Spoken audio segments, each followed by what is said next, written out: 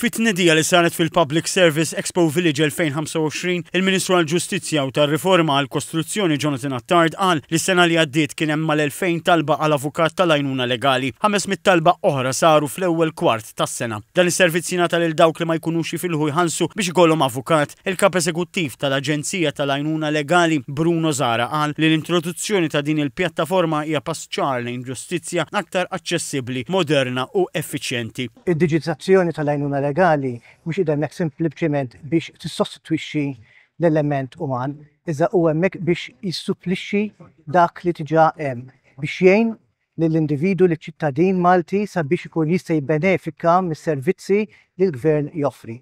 Is-Sur Zara qal li dan mhux biss proġett teknoloġiku iżda pjattaforma b'viżjoni umana li tqiegħed liċ-ċittadin fiċ-ċentru tas-servizz legali. Żied jgħid li Legal Aid Malta qed wassal bidla importanti fis-settur pubbliku fejn it-teknoloġija u l-valuri fundamentali ta' empatija, trasparenza u kompetenza jingħaqdu biex joffru servizz tassew dinjitus. Is-Segretarju Permanenti fil-Ministeru għall-Ġustizzja Johan Galja tkellem dwar l-importanza li l-entitajiet varji jipprogressaw skont l-era diġitali. Imma l-Aġenzija Legali hija waħda mill-aġenziji li fil-fiħdan il-Ministeru qiegħda f'dan il-vjaġġ diġitali li l-entitajiet tagħna kollha għaddejjin minnhom biex b'xi mod jew ieħor jagħtu servizz aħjar liċ-ċittadin.